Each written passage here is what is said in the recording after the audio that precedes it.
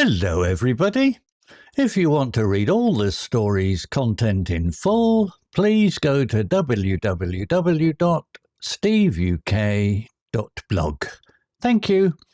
Short Story 736, The Week of Waiting. Advanced. Steve was 66, English to the core, and 2 meters tall, a fact that shaped his daily life in small but constant ways. Door frames, bus seats, and compact cars all reminded him that the world was not designed with men like him in mind. On a bright Monday morning with clear skies and light traffic, he walked into a car dealership on the edge of town, curious rather than convinced. His old diesel van, which he had owned for 18 years, waited outside. It was noisy with a few small rust spots and entirely familiar. Recently, however, rising fuel costs and quiet conversations about the future had pushed him towards the idea of electric driving. He was not chasing fashion, he simply wanted something sensible that might last him another chapter of his life. The salesman, cheerful and efficient, suggested a small compact electric car that had just arrived. It was brand new, shiny and filled with clever features. Steve took it out for a test drive. At first the silence impressed him. Then the road began to curve. Each time he went around a bend or turned sharply, his right shoulder bumped against the door pillar.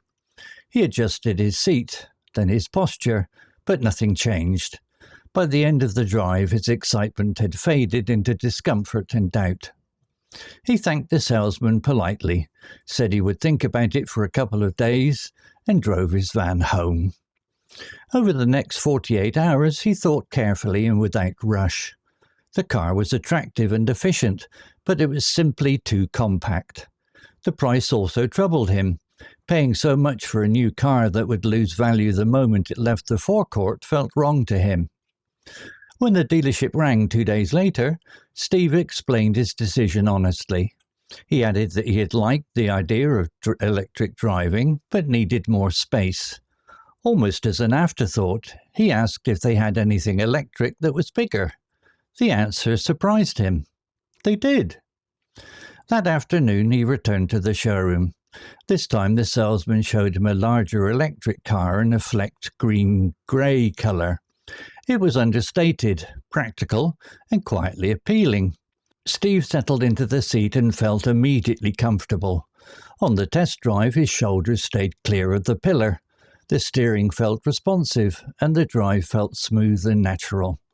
It lacked some of the advanced features of the new car he had test-driven 2 days earlier, but the features it had were really good. Everything it offered was well above what he had known in his old van. Back at the desk they discussed a part exchange. His van still had value, thanks to careful maintenance, honest wear, and very low mileage. The offer was not perfect. Steve would have liked to pay a little less, but he recognized fairness when he saw it. After a thoughtful pause, he signed the paperwork. The salesman smiled and said the car would be ready by the following Friday at 11 in the morning. To Steve, a week felt like a long wait. Still, as he drove home in his van for what might be the last few times, he felt calm and satisfied. He had chosen wisely, and the waiting now had purpose.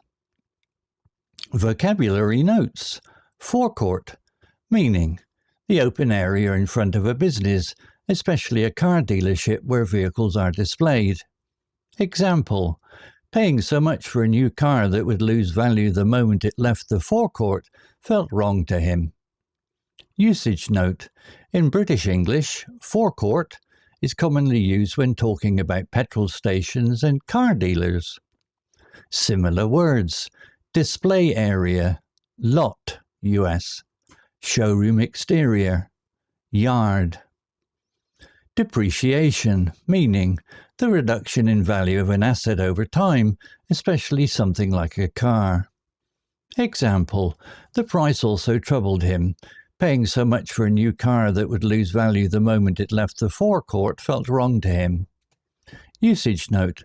This word is often used in financial or practical discussions, particularly when making careful purchasing decisions. Similar words: loss in value, decline, decrease, devaluation. Part exchange, meaning an arrangement where an old item is given as part of the payment for a new one. Example: back at the desk, they discussed a part exchange. His van still had value thanks to careful maintenance, honest wear, and very low mileage. Usage note: this term is very common in British car sales and is often written with a hyphen as part exchange. Similar words: trade-in, exchange deal, trade up. Understated, meaning attractive or effective in a subtle, quiet way rather than being showy or obvious. Example: it was understated, practical, and quietly appealing. Usage note: often used positively in British English to describe design, clothing, or behaviour. Similar words: subtle, restrained, modest, low-key. Faithful, meaning reliable and dependable over a long period of time. Example: his old diesel van, which he had owned for 18 years, waited outside. Usage note: although often used for people or animals, it is commonly used metaphorically for machines and possessions. Similar words: reliable, dependable, trustworthy, loyal. Story written by Steve UK and ChatGPT. Image created by ChatGPT.